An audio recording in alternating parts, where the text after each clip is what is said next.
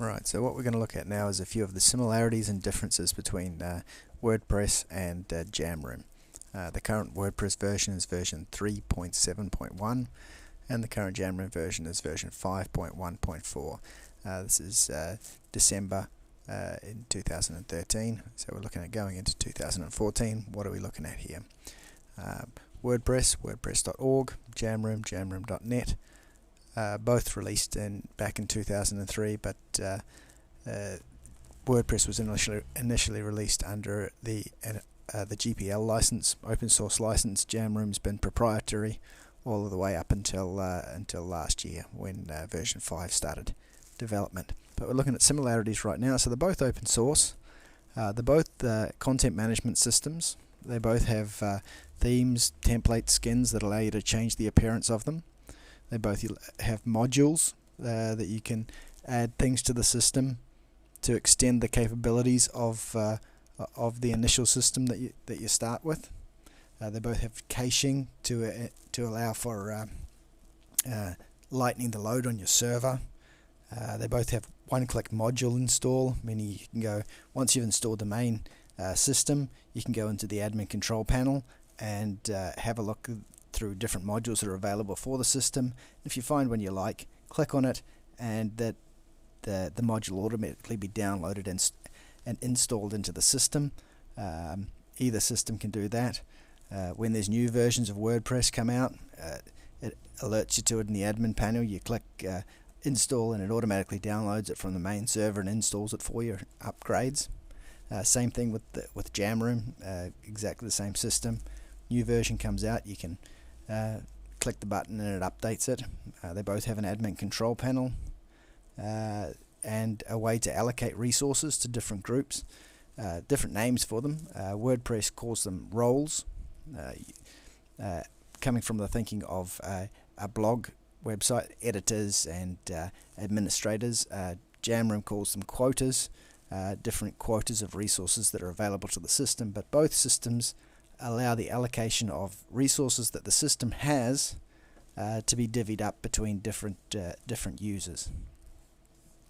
Have a quick look here at here's a WordPress install that I've thrown up on my site, and thrown a bit of Lipsum in there. So this is what the first thing that I start with, and corresponding to that, here's Jamroom, the first thing that we'll start with. There's not much in there. The differences between Jamroom and WordPress are going to make you want to choose either one or the other. If both systems were exactly the same, there'd be no reason for either system to exist. One would be fine. There'd be no reason to have Jamroom if WordPress was exactly the same as it. So the differences are going to be the more important things to look at when you're making a decision between do you want to install WordPress and do you want to install Jamroom. One of the things that stands out is in Jamroom's favor is Jamroom's running its own software system when you go to the site. So when you go over to jamroom.net and you visit Jamroom, you can automatically see what the type of system it is, because to point it out right now, Jamroom is community focused, whereas WordPress is traditionally blog focused. It's unfair to say that WordPress is a blogging system, because as soon as you start installing modules into it, it expands and you can turn it into whatever you want. Both have a base of PHP, so really it's a blank sheet, and you could extend either one in any direction that you wanted to if you built the correct modules for it. In WordPress's favor, it's got a whole lot of modules out there that you can click and install. So you can really turn it into whatever you want it to be. But the starting base is Jamroom is a profile-centric content management system, and WordPress is WordPress will use the content as the top level citizen of the site. So when content's created, it's created for the site. It can be created by any one of the users, but generally it seems to hold a position of top level. It holds a top level position, so it's your site / then the content, and you can have different contributors putting that content into the site through the allocation of different roles. So if they're a contributor, they're able to write a piece of content and that will come out on the main site. But the content is held to be a piece of content on its own, and then this WordPress will present that content in different ways in the site. The difference between the clear difference between that and Jamroom is that when a piece of content is created by the users, that content belongs to the user. So although there will be lists or even content presented directly onto the site itself, the core location for any piece of content is on the user's profile. So if there's pages or YouTube videos or music, it'll generally point back to who created the content. So it's that concept of profile focused versus content focused. Are the contributors contributing content to the site, WordPress, or are the profile owners uploading content to their profile and then being aggregate or spread out across the site for other people for the people visiting the site to find? Probably stems from where the root of what they were both designed for. WordPress started life as a blogging system. Jamroom started life as a band system. So the concept has remained. A band wants to have all of their songs on their profile, all of their events on their profile, everything to do with their band on their profile, and then they want their band to get exposure through the top level of the site. Okay, so that covers both of those ones. Theme designers. The difference is both Jamroom and WordPress can have the way that the content is presented changed. So if the admin user decides to change the skin or the theme in WordPress's vocabulary, the output, what it looks like on the site, will change. So in Jamroom's case, into the control panel, WordPress's case, into the control panel, appearance, themes, and you go and pick, here's the 2013 theme for WordPress, and if you wanted some more, you just click install themes, and then you can go searching through a bunch of things to find some themes for WordPress, and if you like that one, install now, and then it gets installed. Jamroom, same system. Skins. So in the skin section you can click on the active skin. Currently we've only got one in there, but if you wanted to add more in the Jamroom system, just like the WordPress, you can come to the marketplace,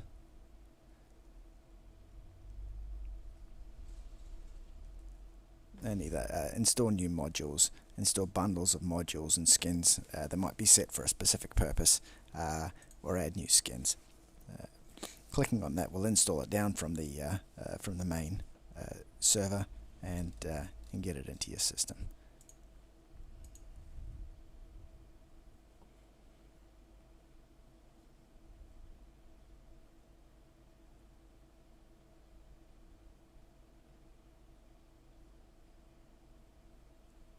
Okay, so that's installed there now. Turn it on, and off you go. So both Jamroom and WordPress are able to change skins via one-click installation from the admin control panel.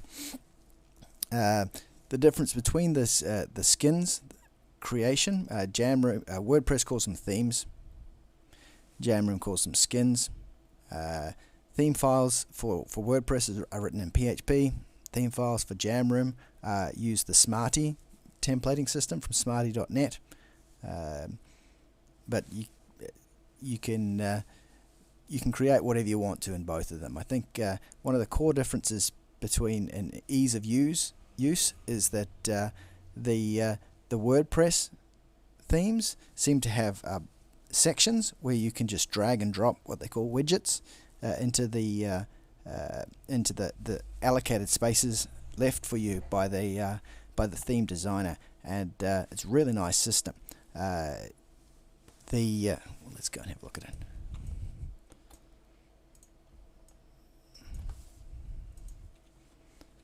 if you want to add new things to the theme, where do we see that? Widgets.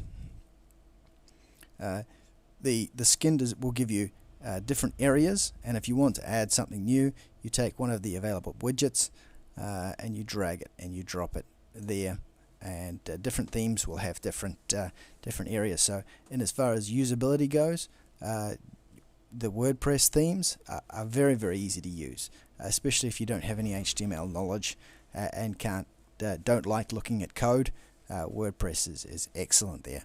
Jamroom's not as advanced as drag and drop, but the flip side of that is the skin template designers get a whole lot of power. Almost as much as module designers in deciding what features are available to the site, because what is that? Keep falling underneath. Here we go. So if we go back to the top of there, to the site, we've changed from the Elastic to Nova, and when we go back to the top of Nova, it's completely different. Like, it's not just the layout that's changed. The features that are available have just been completely changed by changing the skin, and that's because the skin designers actually get to build a lot of the functionality into the site, what they want to have brought to the front of the site. The Nova skin designer has decided to make it into a band kind of site, where the artists, the songs, the videos are all displayed on their own pages, and to showcase the bands that are available in the system. If a different skin designer wanted to create a skin for another type of community, perhaps a community of teachers, where they had courses where the videos were video lessons, then they could completely change the structure of what comes out and how it's presented to the site. So changing a skin in Jamroom will change the concept of the community. Okay, so that's a bit of a breakdown between some of the differences between WordPress and Jamroom, and where you or what decision you want to make as to which type of CMS system is best for you will really come down to what you're familiar with and what kind of site you want to end up with in the end. So one of the main things to keep in mind is Jamroom is very, very profile centric. All of these we'll go and have a look at profile here now, because WordPress is probably more widely known. These things here are the modules, and the more modules you add, the more options become available on the profile. But basically, all content is stored on the profile, as opposed to fed out to the main site. Profiles don't tend to change a great deal across the skins, but the front end site, the way that that content is exposed, does change a lot. So Jamroom, WordPress 3.7.1 versus Jamroom 5.1.4. And as a final sign off, we'll take a look at a Jamroom community website in action. Jamroom.net. Here we go. Here's Jamroom.net being used as a community. It's running on Jamroom 5. And you can see here we've got the front page of the site, and the skin designers decided to pull out the latest blogs, the latest marketplace system, the latest developers to the site, and a bit of information about what Jamroom is. It can be designed any way that you like, and then from there we've got is a download section, which showcases downloading the different modules. The latest Jamroom developers, a tag cloud there, some filters, and just built a community for people who want to run Jamroom. And that's what you should be thinking when you're thinking Jamroom. Building a community for someone, who is it being built for, and what do those people need to do. And in Jamroom, it's a developers and users community. And if we go to one of the profiles here, even the core Jamroom team is running as a profile of of the entire system. So they're no different to any other developer on the system. We've got blogs, we've got documentation, forum, payment, bundles, marketplace, and we're running a separate forum here. This forum module puts a forum onto the profile of the Jamroom network. But there are other developers in the system, and they're going to have those options as well. So if we go and have a look at somebody else, Nate Flex is a skin designer. If we come to his profile, you can see his latest action updates, and in his marketplace we've got all of his skins there. So Nate Flex has the same priority as Jamroom in our community. He's a developer, we're a developer, and a community of developers and people running the Jamroom system. So come and check it out.